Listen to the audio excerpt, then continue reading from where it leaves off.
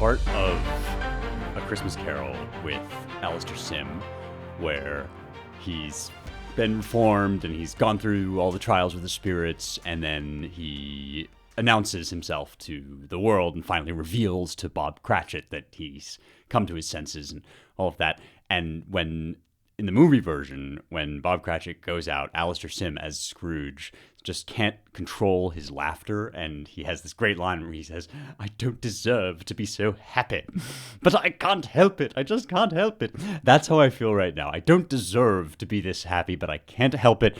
I have questions about translation to answer. I'm so excited. I know it's really dorky, but last week I introduced this segment called Words, Words, Words, where I thought I would help talk you guys through some of the questions you might have about how to translate things and how to trust a translation if you only read English or if you don't read the original language of a text that you want to read.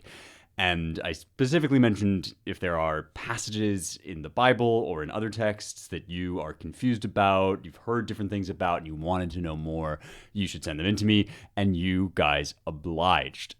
That's amazing because, as I have said, this is my favorite thing to talk about. I love doing these sorts of things, so please keep the questions coming. You can write to me by going into the description of this episode and clicking on the link where it says sign up for my Substack. It's rejoiceevermore.substack.com, and that's how you get on my mailing list. A couple things will happen then. You'll get a Friday email from me with a little essay newsletter type thing.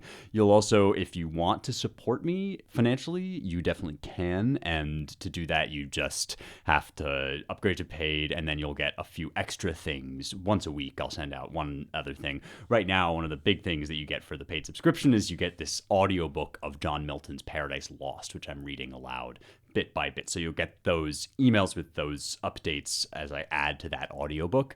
But there's a bunch of other stuff, extra essays. You will get to be in on our discussion about Meditations on the Tarot, which is a totally mind-blowing book. So head over there. And the other thing that you can do when you subscribe at rejoiceevermore.substack.com is you can be in the mailbag and you can write into me with texts or issues that you want me to translate, talk about, discuss how to deal with, and so forth. So I've got a bunch of them to work through. I'm not going to do one of these every week, but I do want to do some of them for a while because they're really fun, and I'll come back to them whenever I have more questions to deal with.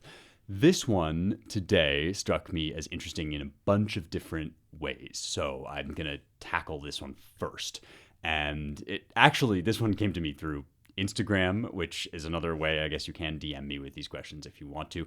I am not sure where to post this, in Instagram, apparently. But I listened to your Words, Words, Words episode today. Excellent stuff.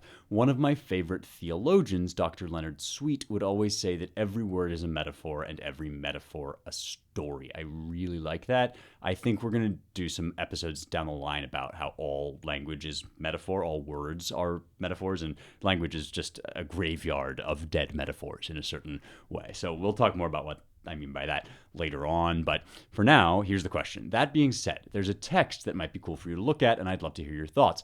John 11:4. But when Jesus heard it, he said, "This illness does not lead to death. Rather, it is for God's glory, so that the Son of God may be glorified through it." This is when Jesus is about to resurrect his friend Lazarus. So Lazarus has died, and he hears about the illness, but he says this illness does not lead to death. Rather, it is for God's glory. On good authority, I've heard that the Greek could be translated as something like "let God be glorified," rather than "it is for God's glory," which changes the text's meaning completely. I'm more of a systematic theologian, so not well-versed in Greek, to say the least. Okay, so there are a bunch of different interesting and interrelated issues here. I suspect, and I don't know where you got this information or who was talking to you about this, so I don't want to put words in the mouth of the person you're talking to, but I suspect that the phrase in question is actually not "for God's glory," but rather that the Son of Man may be glorified, or that the Son of God, rather, may be glorified, which in Greek is hina doxasthe ho huios tu theou diautes. I think that is the phrase that probably your interlocutor was suggesting could be translated either as "so that the Son of God would be glorified," or "let the Son of God be glorified. And so I'm going to treat this question as if that's the clause that we're dealing with that's at issue here. A lot of what I say is going to apply kind of to a bunch of other things across the board. So hopefully this will be useful to you, not just for this particular verse, but as an illustration of how there can be ambiguities in a text without the sentence being meaningless, and how those ambiguities can perhaps be helpful and productive, or at least not be totally destructive of what the book itself says. Because there's good kind of ambiguity and there's bad kind of ambiguity. The bad kind of ambiguity is when there's a thought in somebody's head and they're trying to get it across, but for whatever reason, either their hearer is not understanding or they're not using clear language, they're unable to accurately convey that thought in language that cuts to the bone of reality, that really conveys and pins down precisely the idea that's in his or her head. And sometimes we are speaking a language that just doesn't even quite have the resources to make the kinds of distinctions that we want to make. So you might think, for example, imagine a language where we have no word for sense perception that distinguishes sense perception from other forms of perception. So if we just had our word perceive, and somebody said, I perceive that you've cut your hair, you might mean, I can see that you have cut your hair. You might mean something more like, I've apprehended that you have cut your hair because somebody told me, or because I'm making some inference based on something else. I perceive it because I know that you had that appointment at such and such a time, and that time has passed. And if we didn't have our word sense that we could add to sense perception, then we would have no way of nailing down what kind of perception we are dealing with. And we might even not have the categories in our head to ask the question. And sometimes this is what philosophy does. There's a good argument to be made that it was Plato in Greek who took the Greek word aesthesis, which means all sorts of perception, and narrowed it down to just the physical forms of sensory perception that we experience through our organs of sense. So that would be an example of a bad ambiguity that needed clearing up, or at least an ambiguity that wasn't intentional or wasn't supposed to be there. But an example of good ambiguity would be if I wanted actually to convey that I'm not totally sure. My experience is one that hovers in between, say, the cognitive, intellectual kind of perception and the sensory perception. Like if I wanted to say, I discern an angel in the tree, and I'm writing in a poetic style, and I don't want you to know whether I mean I see a winged being or I have some more abstract spiritual experience, or some combination of the two. My spiritual experience is affecting my perception. Then that's, I would say, good ambiguity. It's intentional. It gets across an aspect of experience that the language can't fully dissect or shouldn't fully be dissecting. And the words that you're using, remember, we're using this metaphor of clothing ideas in words, right? You don't want to cut off the torso at the midsection and start a new word or a new piece of clothing. You actually want a continuous garment that gets the whole torso in as one thing and lumps perception of all kind together. So when we're reading and there's ambiguity, we could ask, is there a productive tension here, something that we could reflect on, and that might actually lead us to an idea that is deeper than the narrow categories of our language can convey.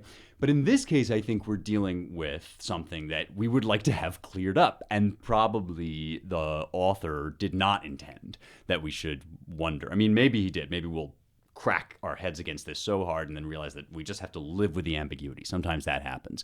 In this case, though, I actually think that there is a good answer and good ways of finding out the answer, even though there's no absolute definite answer, because there will always be things in language that you could read a sentence another way, even though I think one reading here is much more obvious and correct and likely than another reading. So let's talk about how to nail that down when it's not absolutely obvious.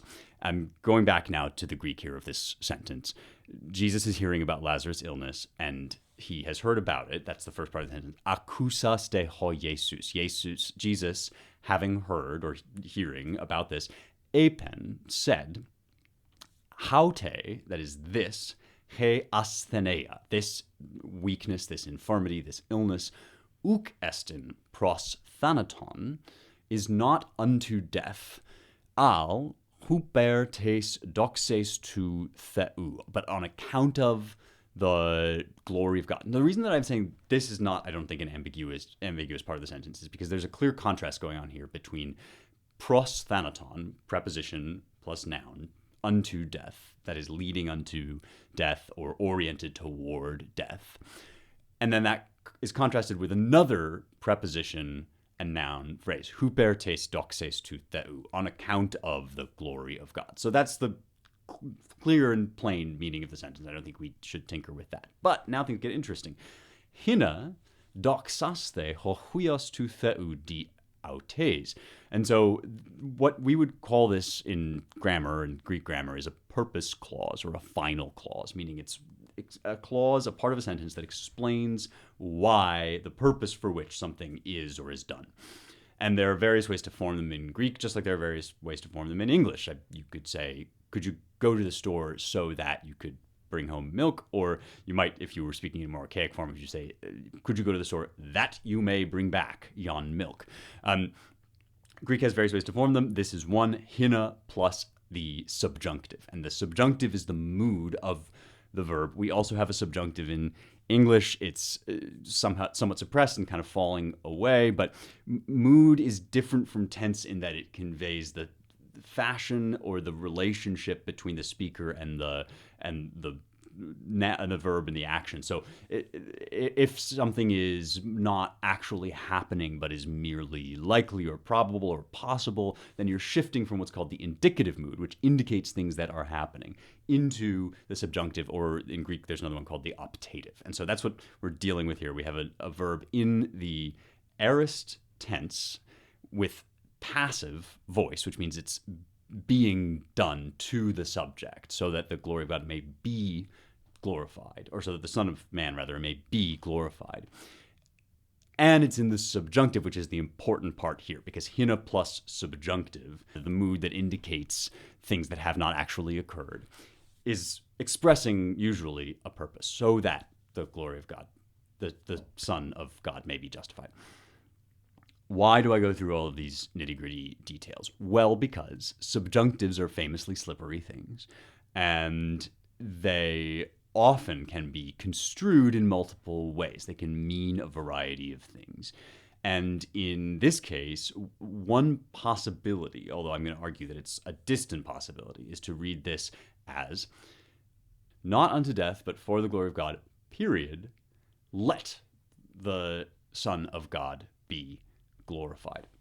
Why do I think that's a remote possibility? Well, on the one hand, another aspect of translation that we haven't yet talked about is punctuation, and punctuation always leads then to questions of tone, right? How is a sentence supposed to be read? What's the kind of inflection that you would imagine somebody reading this sentence with? And what's really interesting when you're dealing with ancient languages is that the original documents from which these texts derive don't have punctuation. There aren't punctuation marks. There's very limited punctuation. And so the translator actually has to introduce punctuation into the language. And if you think about it, this is actually always part of the job of the translator, which is really kind of not a part of it that you would think about all the time, right? But actually, when you're translating a text, grammar is going to be different in the target language. And so the punctuation that you use is also going to indicate how the sentence should be read in that language, which means you get to basically pick what's grammatical and what expresses the idea of the sentence. And so whether there's no punctuation or whether there is original punctuation, you're still going to have to be making these sorts of choices. And here, the difference between a comma and a period leads us into a grammatical difference, because if there is a period there, then hinodoxaste has to somehow stand on its own. Let it be glorified. Let the Son of God be glorified. Now, grammatically, this is not totally impossible. What it would amount to is something like an exhortation, a hortatory subjunctive it's called, or even the equivalent of a third person imperative. The imperative is a command, so you do that. It's another mood, right? You do that. It's not happening. I'm telling you to do it. In the third person, it's more of a wish. Let this occur. And so when that happens, it is possible for a third person command to come through with just hina plus subjunctive. Hina plus subjunctive means let this happen. This can occur. It's a much rarer version. There are other ways in Greek of doing that could have been done here, but they do occur. So one resource that you have as a translator when you're thinking about a question like this is, how often does this text or this author use certain constructions? Because if you're looking at words that can be construed, can be understood multiple ways, you could ask, well, what does this author tend to do? So I looked around, and mostly hina plus subjunctive in the Bible means purpose clause, but you can find hina plus subjunctive as a command. So here, for example, is a sentence from Mark. This is Mark 5:23.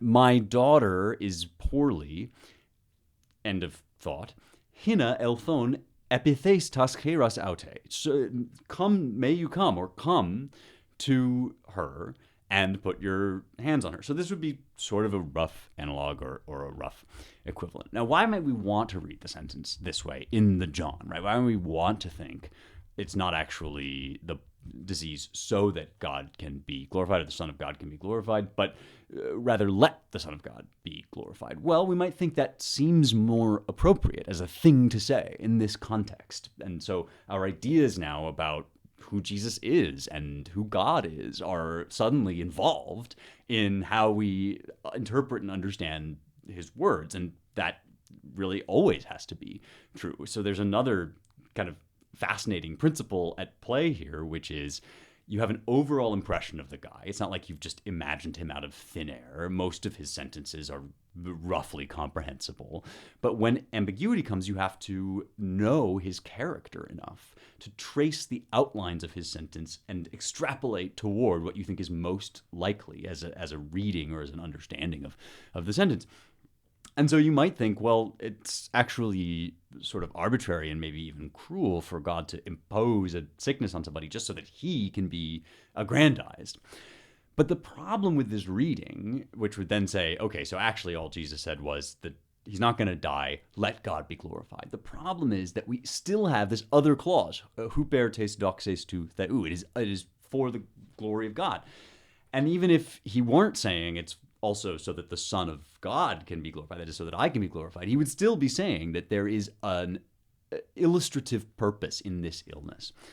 And we do have to confront the fact that actually it seems possible that since illness does exist in the world as a consequence of sin, God would use it, as he uses all sorts of other things, as a backdrop against which his glory could shine. And so it certainly seems like within the realm of possibility for Jesus' character, and also it seems consistent with the rest of what the sentence is saying, and also it's the construction that far and away is more natural when you have hina plus subjunctive. And so I'm walking through this exercise not just to make an argument about this sentence, namely that I think it should be translated as a purpose clause, as a final clause, but to show you the sorts of questions that translators are asking when they come up against ambiguity so that you understand it's not hopeless. One of the arguments that I hear made about the Bible, often more vociferously than about any other text by people that want to discredit the Bible, is that, oh, we don't really even know what the text says. It's totally ambiguous in these ancient languages, and there's all of these uncertainties. And I am not a total perspicuity person, or whatever that stance is called, where I just think every word, it's obvious that there is only one meaning to it. I actually think that ambiguity and productive ambiguity and metaphor is a major part of how Scripture works, and that there are some things about God that can only be conveyed in human terms via metaphor, allusion, uncertainty, ambiguity, and so forth. But you will often find people suggesting that because of that, it's all a matter of interpretation. And they do this uniquely with the Bible, even though the arguments that they make should apply to every other text. They should apply to medical journals that are written in Spanish, let's say. You don't hear people making the argument about medical journals so much as you do about the Bible because they want to discredit it online a lot of the time. And so by walking you through this question, what I wanted to show is there is such a thing as ambiguity. There are such things as constructions that can be taken multiple ways, but we are not left as orphans. We are not without resources for asking these sorts of questions. And especially in this case, where, as I'm going to show in a second, basically every translator deals with the issue the same way, we can be relatively confident that we are getting what Jesus meant to say. So we're not getting the bad kind of ambiguity where Jesus wanted to say something, but he's just stuttered, right? That online meme, did I stutter? That's the kind of ambiguity that translators want to eliminate, whereas good ambiguity in the original is the kind of ambiguity that translators want to preserve. So the tools that I use, just to recap here, that are at one's disposal are, first of all, you ask, what's the grammar here? What are the grammatical possibilities? Then you can ask, what are the other examples that I can use to compare from the same text or from other texts around that time? So what does this author tend to do, or what does this book, what does the Greek of this era tend to do? So with Mark, I've got a different author, but very close in terms of content and period and so forth. And then you can say, and what makes sense contextually within the sentence. And based on my understanding of the surrounding passage, what can I most easily interpret? Now, you could ask all those questions and argue with me and come up with a different response and interpretation, because, of course, we're free people, and that's the point of argumentation. But it's not completely arbitrary how we make these decisions. And we ultimately have not only a range of tools, but we have one another to compare our notes with, right? And so that's the last thing that I want to suggest you can do is there are websites, Bible Gateway is one of them, where you can go and find like every different translation of a certain verse. And when I did that with this verse, I found that basically everybody translates it as for the glory of God, that the Son of God might be glorified thereby. ASV, AMP, AMPs. I mean, you just go scroll down the list. I didn't find one that says, let God be glorified.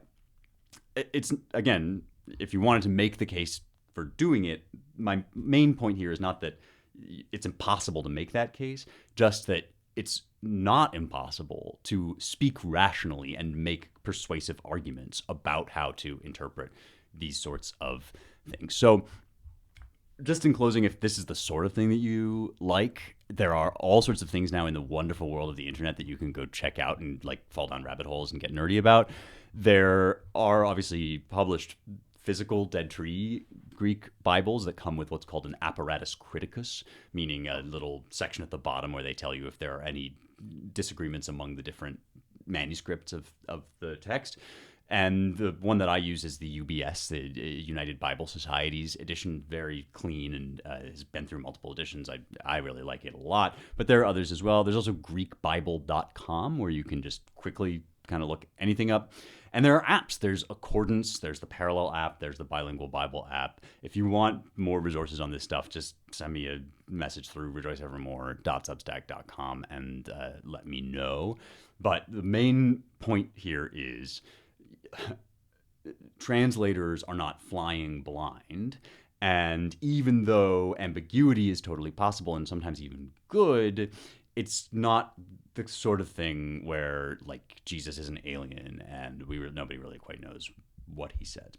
Okay, send me more of these questions. I really like them, as you can probably tell, and I want to answer more of them. I will very happily take your questions about other Bible verses, but also works that you're trying to decide what translation to read of a certain work, what does this sentence here mean in this novel? All of that sounds great. Send them all in to me. Sign up for my Substack, rejoiceevermore.substack.com. Rate this podcast 5 stars, share it around the world, and I will see you on Tuesday for another full episodes. This has been Words, Words, Words. See you later for more truth, beauty, and the stuff that matters.